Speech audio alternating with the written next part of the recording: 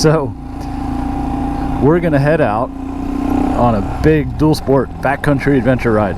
So when I say big dual sport backcountry adventure ride, I mean just checking out some nice back roads, gravel, dirt, paved, all sorts of stuff, with the exception of trails. I really don't think we're gonna do trails, but some pretty rugged roads here in the northern border of PA, where it borders up with New York. Our adventure consists of 2019 Monkey and my friend Dan on my 2015 Grom. So part of my goal with the Monkey and the Grom and everything is to make all-around machines. So all around as in they can do just about everything you ask of them. And what I'm asking of my machines mostly is off-road. I do very little on-road riding. It's just kind of boring to ride around in Florida, to tell you the truth. It's mostly just streets. I'm in kind of a rural but residential area, so it's, I don't know, a lot of stop signs and communities and stuff, and there's just not a lot of character to the roads there. Whereas up here on the Pennsylvania border, you got stuff like this.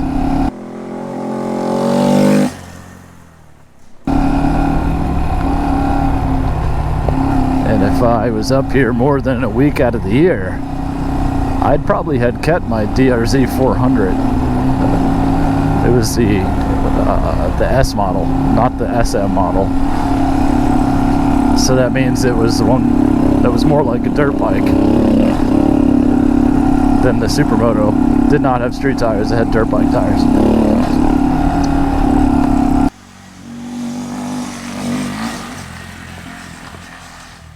So when I got rid of the DRZ, it was to get this Monkey. And I did not dual sport with that bike as much as I thought I would. I brought it up to here one year and did all this with it, and it was fantastic. But back home in Florida, I didn't do anything with it really. You know, it was worthless to drive around on the street with, because it was basically like a big clunky dirt bike. And then you know, I didn't take it to too many trails or anything, and it wasn't really track capable for the motocross track. So it really didn't fit into my plans too well. And of course, when I saw the Monkey was coming out, I had to have it. So that was just going to happen anyways. So I sold the DRZ, got the Monkey, and cruised around the neighborhood with it, and took it to my Spec Miata races and used it as a pit bike. And it was absolutely wonderful for that.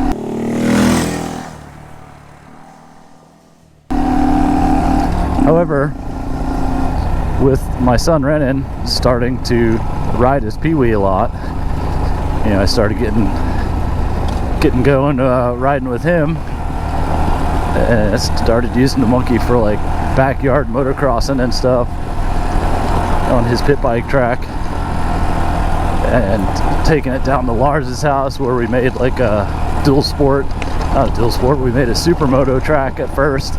And then we made it kind of more or less into a motocross track, but with, you know, conservative jumps, nothing crazy. So I ended up using the Monkey for like hooning more than just cruising around on the streets. You know, it was like, what am I doing? You know, is this what I'm supposed to be doing with this bike? I mean, it's not really made for that. It's kind of a street bike. Street-based cruising little mini moto, like a scooter. It's a glorified scooter that shifts gears. So why was I doing all this crazy stuff with it? So I filled my motocross need by getting a KX 450F. Got a good deal on that. Took that to the track. I actually recently sold it or traded it for 2 vintage RM250s because I really like the vintage group.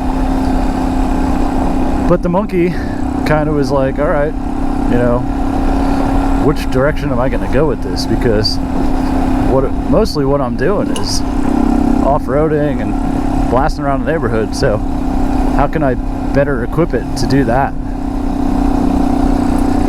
And started modifying it for the YouTube channel, of course. So I just kind of started basing my modifications on how it would improve its dual sportiness and off-road capabilities. I know a lot of people out there think that this is foolish, but I also see a lot of people on both the monkey groups on Facebook and the Grom groups, Rock Jump,